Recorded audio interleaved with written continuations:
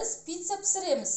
Ол үшін бізге 200 грамм стаканмен жылы су, жылы сүт керек. 2 шай қасық тұз, 2 шай қасық қант, 2 шай қасық дрож. Ертілген сары май, 2 жұмыртқа, 600 граммдай еленген ұн керек. Алдымен жылы суды құямыз. Sütümüzді құямыз.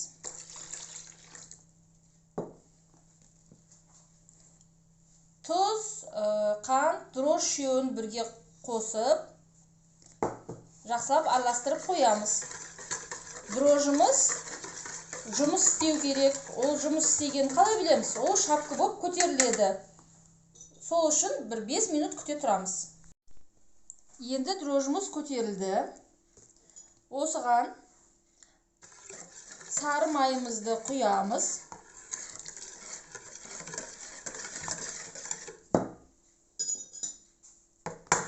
Екі жұмыртқаны қосамыз.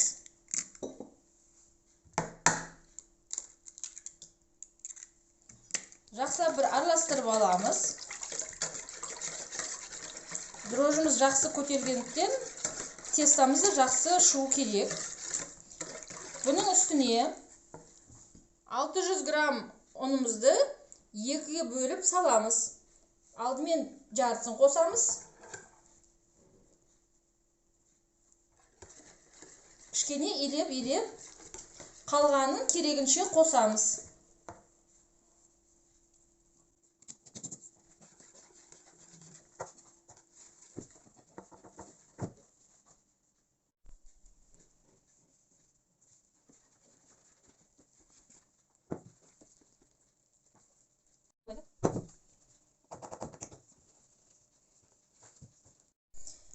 Қамырымызды осылай үйін қандырып илеп қойдық. Енді осыны жақсылап бетін жауып бастырып қоямыз. Жарты сағат тұрса жеткілікті. Дайын қамырымызды илеп болғаннан кейін пищевой пленкамен бетін жауып қойып қоюға болады.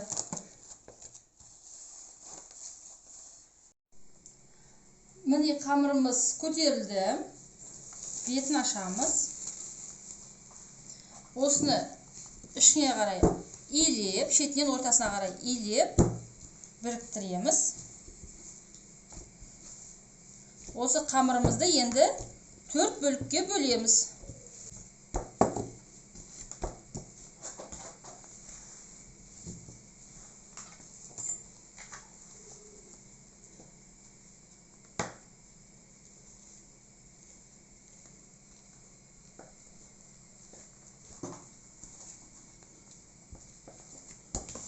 Илеп, әрқайсысын домалақтап,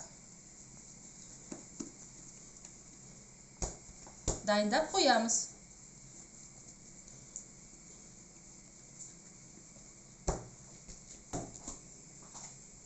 Домалақтап қойған қамырымыздың бетін жауып қоямыз. Керек заттарымызды мен алдын ала турап дайындап қойдым. Бізге керек бірнеше қызанақ, 200-300 граммдай колбаса, болмаса сосиска. Менде бүгін колбаса бар. Керегінше үгітілген сыр керек. Кішкене томат, тестаны бетіне жаққанға. Майонез. Мен сырдың астына майонезден қосам, жұмсақ болу үшін. Астын кішкене керегінше ұндап, жабысып қалмау үшін. Жайлап, осындай кішкентай оқтауларыңыз бар болса тіпті жақсы. Кішкене жайып аламыз. Жайып алған қамырымызды әдемілеп табамыздың үстіне қойып аламыз. Менің табама 2 пицца сиятын болғандықтан мен бірден 2-ін салып пісірмекшімін.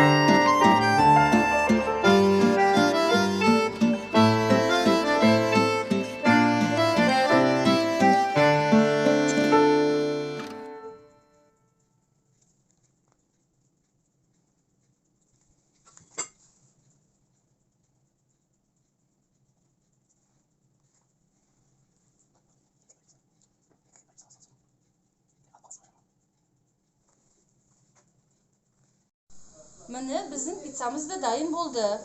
O'ta ademi bo'lib pishdi. Isi qanday keremet. Hozir sizlarga birovini kesib damin ko'raylik. Qanday keremet.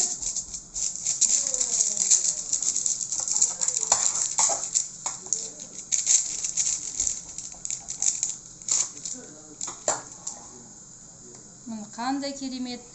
Ademi, toza pishgan, nani qanday yumshoq, juqa chiqqan.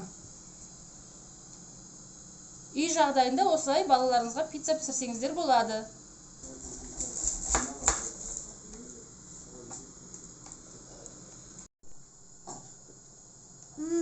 Dämdi sınay. Kutu oldu.